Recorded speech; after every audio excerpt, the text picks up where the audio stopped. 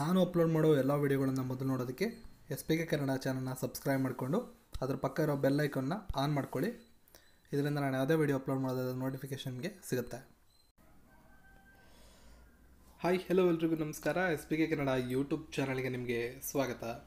ಇವತ್ತಿನ ಈ ವಿಡಿಯೋದಲ್ಲಿ ನಾವು ನೋಡೋಣ ಮಾರ್ಚ್ 3ರಂದು ನಡೆದಂಥ ಪ್ರಮುಖ ಅಂತಾರಾಷ್ಟ್ರೀಯ MCQ ಪ್ರಶ್ನೆ ಮತ್ತು ಉತ್ತರಗಳು. ಇವು ಮುಂಬರುವ ಎಲ್ಲ KPSC ಮತ್ತು UPSC ಪರೀಕ್ಷೆಗಳಿಗೆ ಸ್ಟೇಟ್ ಎಕ್ಸಾಮ್ಸ್ಗೆ ತುಂಬ ಇಂಪಾರ್ಟೆಂಟ್ ಆಗಿರೋದ್ರಿಂದ ವಿಡಿಯೋನ ಸ್ಕಿಪ್ ಮಾಡಬೇಕು ಅನ್ನೋ ತನಕ ನೋಡ್ತಾರೆ. ಇದರ PDF ಅನ್ನು ನಮ್ಮ ಟೆಲಿಗ್ರಾಮಲ್ಲಿ SPK ಕನ್ನಡ ಅಂತ ಸರ್ಚ್ ಮಾಡಿ ಜಾಯ್ನ್ ಆಗಿ ಅಲ್ಲಿ ಪಡ್ಕೋಬೋದು. ಮಾರ್ಚ್ 3ರ ಪ್ರಚಲಿತ ವಿದ್ಯಮಾನಗಳು. ವಿಡಿಯೋನ ಶುರು ಮಾಡೋದಕ್ಕೂ ಮುಂಚೆ ನಿನ್ನೆಯ ಪ್ರಶ್ನೆಗೆ ಉತ್ತರ. ನಿನ್ನೆ ನಾನೊಂದು ಪ್ರಶ್ನೆ ಕೇಳಿದ್ದೆ, ಒಂದು ಚಿತ್ರಪಟವನ್ನು ನಿಮಗೆ ತೋರಿಸಿದ್ದೆ. ಆ ಚಿತ್ರಪಟದಲ್ಲಿರುತ್ತಂತಹ ಸ್ವಾತಂತ್ರ್ಯ ಹೋರಾಟಗಾರರ ಹೆಸರನ್ನು ನಾನು ಕೇಳಿದ್ದೆ. VD ಸಾವರ್ಕರ್. ಭಾಳಷ್ಟು ಜನ ಸರಿಯಾದಂಥ ಉತ್ತರ ಕೊಟ್ಟಿದ್ದೀರಾ. 25ಕ್ಕಿಂತ ಹೆಚ್ಚು ಜನ ಸರಿಯಾದಂಥ ಉತ್ತರವನ್ನು ಕೊಟ್ಟಿದ್ದೀರಾ. ಚೇತನ್ ಶೆಟ್ಟಿ ಅವರು ನಿನ್ನೆ ವಿಡಿಯೋ ಪೋಸ್ಟ್ ಮಾಡಿದ್ಮೇಲೆ ಮೊದಲನೇ ಬಾರಿಗೆ ಮೊದಲನೇವರಾಗಿ ಕರೆಕ್ಟ್ ಆದಂಥ ಉತ್ತರ ಕೊಟ್ಟಂಥವರು ಮೊದಲನೇವರು ಚೇತನ್ ಶೆಟ್ಟಿ ಅವರ ಹೆಸರು. ಸೊ ಇವತ್ತಿನ ಈ ವಿಡಿಯೋದಲ್ಲೂ ಸಹ ಒಂದು ಚಿತ್ರ ನಿಮ್ಗೆ ಕಾಯ್ತಾ ಇದೆ. ವಿಡಿಯೋದ ಕೊನೆಯಲ್ಲಿ ಆ ಒಂದು ಪ್ರಶ್ನೆ ನಾನು ನಿಮಗೆ ಕೇಳ್ತೇನೆ. ಅದರ ಉತ್ತರವನ್ನು ಕಮೆಂಟ್ ಸೆಕ್ಷನಲ್ಲಿ ನೀವು ತಿಳಿಸ್ಬೋದು. ಬನ್ನಿ ಹಾಗಿದ್ರೆ ಪ್ರಶ್ನೆ ಮತ್ತು ಉತ್ತರಗಳನ್ನು ನೋಡ್ತಾ ಹೋಗೋಣ. ಭಾರತದ ಶೂಟರ್ ಅಪೂರ್ವಿ ಚಂದಲ್ಲಾ ಅವರು ವಿಶ್ವ ದಾಖಲೆಯನ್ನು ಬರೆದು ಭಾರತದ ಮೊದಲ ಚಿನ್ನದ ಪದಕವನ್ನು ಪಡೆದರು. ಇತ್ತೀಚೆಗೆ ಒಂದು ವಿಶ್ವ ದಾಖಲೆಯನ್ನು ಬರೆದರು, ಭಾರತಕ್ಕೆ ಮೊದಲ ಚಿನ್ನವನ್ನು ತಂದುಕೊಡೋ ಮೂಲಕ. ಅವರು ಯಾವ ವಿಭಾಗದಲ್ಲಿ ಚಿನ್ನದ ಪದಕವನ್ನು ಗೆದ್ದರು? ಮಹಿಳಾ 10 ಮೀಟರ್ ರೈಫಲ್. ನೀವೊಂದು ಆಪ್ಷನ್ಗಳನ್ನು ವಿಡಿಯೋ ಪಾಸ್ ಮಾಡಿ ನೋಡ್ಕೋಬೋದು. ಸರಿಯಾದಂಥ ಉತ್ತರ ಆಪ್ಷನ್ 1, ಮಹಿಳಾ ವಿಭಾಗದ 10 ಮೀಟರ್ ಏರ್ ರೈಫಲ್ ವಿಭಾಗದಲ್ಲಿ ಚಿನ್ನದ ಪದಕವನ್ನು ಅವರು ಪಡೆದುಕೊಂಡಿದ್ದಾರೆ.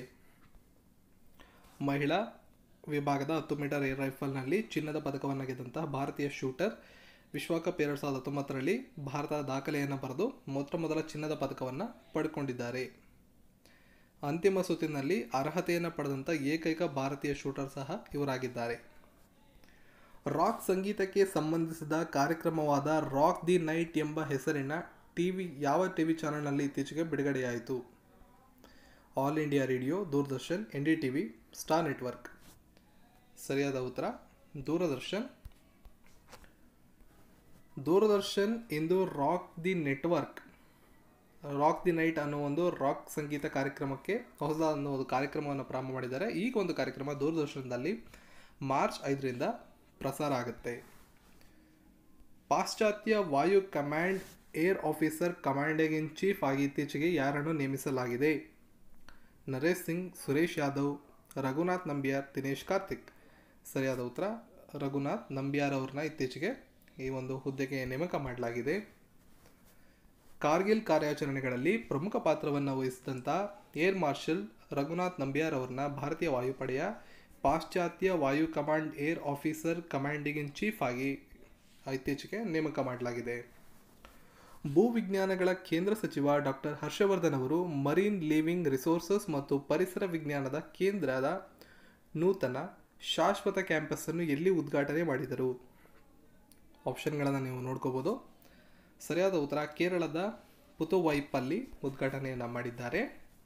ವಿಜ್ಞಾನ ಮತ್ತು ತಂತ್ರಜ್ಞಾನ ಹಾಗೂ ಭೂವಿಜ್ಞಾನ ಮತ್ತು ಪರಿಸರ, ಅರಣ್ಯ ಮತ್ತು ಹವಾಮಾನ ಬದಲಾವಣೆಗಳ ಕೇಂದ್ರ ಸಚಿವರಾದಂತಹ ಡಾಕ್ಟರ್ ಹರ್ಷವರ್ಧನ್ ಅವರು ಕೊಚ್ಚಿಯಲ್ಲಿರುವಂತಹ ಕೇರಳದ ಕೊಚ್ಚಿಯ ಪುತುವೈಪ ಅನ್ನೋ ಒಂದು ಸ್ಥಳದಲ್ಲಿ centre for marine living resource and ecology CMLRE ಅನ್ನೋ ಒಂದು ಸೆಂಟರನ್ನು ಉದ್ಘಾಟನೆ ಮಾಡಿದ್ದಾರೆ. ತಾರತಮ್ಯ ಶೂನ್ಯದ ದಿನ ಝೀರೋ ಡಿಸ್ಕ್ರಿಮಿನೇಷನ್ ಡೇ ಮಾರ್ಚ್ 1ರಂದು ಆಚರಿಸಲಾಗುತ್ತದೆ. ಇದರ ಚಿಹ್ನೆ ಯಾವುದು? ಪಾರಿವಾಳ, ಬಟರ್ಫ್ಲೈ, ಫಿಂಚ್ಗಳು, ನವಿಲು. ಸರಿಯಾದಂಥ ಉತ್ತರ ಬಟರ್ಫ್ಲೈಗಳು. ಮಾರ್ಚ್ 1ರಂದು ನಡೆಯುವ ಶೂನ್ಯ ತಾರತಮ್ಯ ದಿನದ ವೈವಿಧ್ಯತೆಯನ್ನು ಉತ್ತೇಜಿಸಲು ಮತ್ತು ಎಲ್ಲ ಎಣಿಕೆಗಳನ್ನು ವಿಶ್ವಾದ್ಯಂತ ಗುರುತಿಸಲು ಈ ಒಂದು ಕಾರ್ಯಕ್ರಮವನ್ನು ಪ್ರತಿ ವರ್ಷ ಮಾಡಲಾಗುತ್ತದೆ. ವಯಸ್ಸು, ಲಿಂಗ, ಲೈಂಗಿಕತೆ, ರಾಷ್ಟ್ರೀಯತೆ, ಜನಾಂಗೀಯ, ಬಣ್ಣದ ಚರ್ಮ, ಎತ್ತರ, ತೂಕ, ವೃತ್ತಿ, ವಿದ್ಯಾಭ್ಯಾಸ ಯಾವುದನ್ನು ಕೂಡ ಲೆಕ್ಕಿಸದೆ ಸಂಪೂರ್ಣ ಜೀವನವನ್ನು ಬದುಕುವುದು ಪ್ರತಿಯೊಬ್ಬರ ಹಕ್ಕು ಅಂತ ಯುನೈಟೆಡ್ ನೇಷನ್ಸ್ ವಿಶ್ವಸಂಸ್ಥೆ ತಿಳಿಸ್ಕೊಡುತ್ತೆ. ಆ ಒಂದು ಕಾರ್ಯಕ್ರಮದ ಆ ಒಂದು ಆಶಯದ ಅಂಗವಾಗಿ ಈ ದಿನವನ್ನು ಅದು ಪ್ರೋತ್ಸಾಹಿಸುತ್ತದೆ. ಹೊಸ ದಿಲ್ಲಿಯ ಇನೋವೇಷನ್ ಆ್ಯಂಡ್ ಗವರ್ನೆನ್ಸ್ ಕುರಿತು ಡಾಕ್ಟರ್ APJ ಅಬ್ದುಲ್ ಕಲಾಂ ಶೃಂಗಸಭೆಯ ಆಡಳಿತಾತ್ಮಕ ಪ್ರಶಸ್ತಿ 2019ರಲ್ಲಿ ನಾವೀನ್ಯತೆ ಇದನ್ನು ಪ್ರಸ್ತುತಪಡಿಸಿದಂಥವರು ಯಾರು? ರಾಮನಾಥ್ ಕೋವಿಂದ್, ವೆಂಕಯ್ಯ ನಾಯ್ಡು, ಪ್ರಣಬ್ ಮುಖರ್ಜಿ, ನರೇಂದ್ರ ಮೋದಿ. ಸರಿಯಾದ ಉತ್ತರ ಆಪ್ಷನ್ 2, ಭಾರತದ ಪ್ರಸ್ತುತ ಉಪರಾಷ್ಟ್ರಪತಿಗಳಾದಂಥ ವೆಂಕಯ್ಯ ನಾಯ್ಡು. ಉಪಾಧ್ಯಕ್ಷರು ವೆಂಕಯ್ಯ ನಾಯ್ಡು ಅವರು ಗವರ್ನೆನ್ಸ್ ಅವಾರ್ಡ್ಸ್ 2019 ಕಲಾಂ ನಾವೀನ್ಯತೆ ಪುರಸ್ಕಾರವನ್ನು ಮಂಡಿಸಿದ್ದಾರೆ. ನವದೆಹಲಿಯಲ್ಲಿ ನಡೆದ ಡಾಕ್ಟರ್ APJ ಅಬ್ದುಲ್ ಕಲಾಂ ಶೃಂಗಸಭೆ ಮತ್ತು ಇನೋವೇಷನ್ ಈ ಒಂದು ಆಡಳಿತ ಆವೃತ್ತಿಯ 3ನೇ ಆವೃತ್ತಿ ಇದಾಗಿತ್ತು. ಈ ಒಂದು ಶೃಂಗಸಭೆಯ 3ನೇ ಆವೃತ್ತಿ ಇದಾಗಿತ್ತು. ಈ ಸಂದರ್ಭದಲ್ಲಿ 75 ಹೊಸ ಕಲಾಂ ಡಿಜಿಟಲ್ ಗ್ರಂಥಾಲಯಗಳನ್ನು ದೇಶಾದ್ಯಂತ ಪ್ರಾರಂಭ ಮಾಡೋದಕ್ಕೆ ನಿರ್ಧಾರ ಮಾಡಲಾಗಿದೆ. ಇದು ಶಾಲೆಗಳಲ್ಲಿ ಯಾವುದೇ ವೆಚ್ಚವಿಲ್ಲದೆ ಡಿಜಿಟಲ್ ಆಧಾರಿತ ಕಲಿಕೆಯ ಕೇಂದ್ರಗಳಾಗಿ ಸೇವೆಯನ್ನು ಸಲ್ಲಿಸಲಿವೆ. ಈ ಕೆಳಗಿನವರಲ್ಲಿ ಇತ್ತೀಚೆಗೆ 15ನೇ ಹಣಕಾಸಿನ ಆಯೋಗದ ಸದಸ್ಯರಾಗಿ ಆಯ್ಕೆಯಾದವರು ಯಾರು? ಸೊ ಆಪ್ಷನ್ಗಳನ್ನು ನೀವು ನೋಡ್ಕೋಬಹುದು. ಸರಿಯಾದಂಥ ಉತ್ತರ ಆಪ್ಷನ್ ಡಿ, ಅಜಯ್ ನಾರಾಯಣ್ ಝಾ. ಶ್ರೀ ಅಜಯ್ ನಾರಾಯಣ್ ಝಾ ಅವರು 15ನೇ ಹಣಕಾಸು ಆಯೋಗಕ್ಕೆ ಇತ್ತೀಚೆಗೆ ಸೇರ್ಪಡೆಯಾಗಿದ್ದಾರೆ. ಇವರು ಶ್ರೀ ಶಕ್ತಿಕಾಂತ್ ದಾಸ್ ಅವರ ಒಂದು ಸ್ಥಾನಕ್ಕೆ, ತೆರವಾದಂಥ ಒಂದು ಸ್ಥಾನಕ್ಕೆ ಆಯ್ಕೆಯಾಗಿದ್ದಾರೆ. ಇತ್ತೀಚೆಗೆ ಶಕ್ತಿಕಾಂತ್ ದಾಸ್ ಅವರು RBIನ ಗವರ್ನರ್ ಆಗಿ ಆಯ್ಕೆಯಾದರು. ಆ ಒಂದು ಸ್ಥಾನ ಖಾಲಿ ಇತ್ತು, ಆ ಸ್ಥಾನಕ್ಕೆ ಇವರು ನೇಮಕಗೊಂಡಿದ್ದಾರೆ. ನೀವಿಲ್ಲಿ ನೋಡ್ಬೋದು, ಶಕ್ತಿಕಾಂತ್ ದಾಸ್ ಅವರಿಂದ ತೆರವಾದ ಸ್ಥಾನಕ್ಕೆ ಆಯ್ಕೆಯಾಗಿದ್ದಾರೆ. ಶಕ್ತಿಕಾಂತ್ ಅವರು ಭಾರತೀಯ ರಿಸರ್ವ್ ಬ್ಯಾಂಕ್ನ ಅಥವಾ RBIನ ಗವರ್ನರ್ನಾಗಿ ನೇಮಕಗೊಂಡ ನಂತರ ಈ ಒಂದು 15ನೇ ಹಣಕಾಸು ಆಯೋಗದ ಸದಸ್ಯ ಸ್ಥಾನಕ್ಕೆ ರಾಜೀನಾಮೆಯನ್ನು ನೀಡಬೇಕಾಯಿತು. ನಂತರ ಆ ಸ್ಥಾನಕ್ಕೆ ಇವರು ಬಂದಿದ್ದಾರೆ.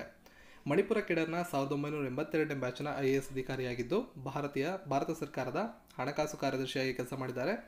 ಮಾಜಿ RBIನ ಗವರ್ನರ್ ಶ್ರೀ YV ರೆಡ್ಡಿಯವರ ನೇತೃತ್ವದ 14ನೇ ಹಣಕಾಸು ಆಯೋಗದಲ್ಲಿ ಕಾರ್ಯದರ್ಶಿಯಾಗಿ ಸೇವೆ ಮಾಡಿದ್ದಾರೆ.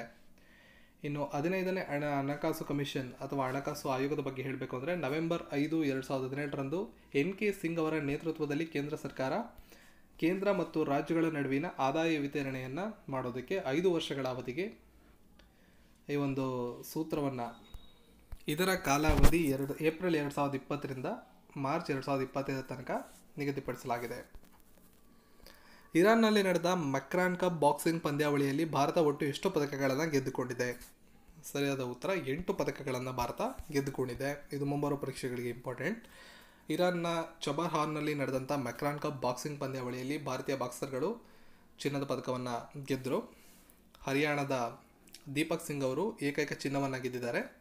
5 ಬೆಳ್ಳಿ, 2 ಕಂಚು, 1 ಚಿನ್ನ ಜೊತೆ 8 ಪದಕಗಳೊಂದಿಗೆ ಭಾರತ ಈ ಟೂರ್ನಮೆಂಟನ್ನು ಮುಗಿಸಿದೆ.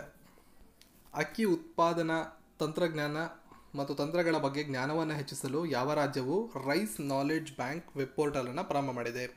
ಈ ಪ್ರಶ್ನೆ ಖಂಡಿತವಾಗಲೂ 2019ರ ಎಲ್ಲ ಪರೀಕ್ಷೆಗಳಿಗೆ ತುಂಬ ಇಂಪಾರ್ಟೆಂಟ್ ಆದಂಥ ಪ್ರಶ್ನೆ ಆಗುತ್ತೆ. ರೈಸ್ ನಾಲೆಡ್ಜ್ ಬ್ಯಾಂಕ್ ವೆಬ್ ಪೋರ್ಟಲ್ನ ಪ್ರಾರಂಭ ಮಾಡಿದಂಥ ರಾಜ್ಯ ಅಥವಾ ರಾಜ್ಯ ಸರ್ಕಾರ ಯಾವುದು ಅನ್ನೋ ಪ್ರಶ್ನೆಗಳು ಬರಬಹುದು. ಸರಿಯಾದ ಉತ್ತರ ಅಸ್ಸಾಂ.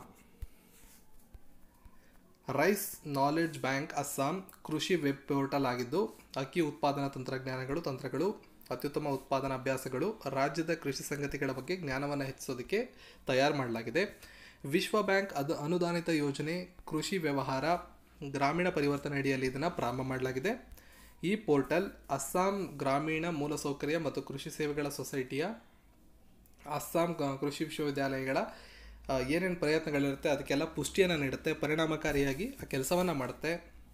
ಅಂತಾರಾಷ್ಟ್ರೀಯ ಅಕ್ಕಿ ಸಂಶೋಧನಾ ಸಂಸ್ಥೆಯಿಂದ ತಾಂತ್ರಿಕ ನೆರವನ್ನು ಇದು ಹೊಂದಿದೆ.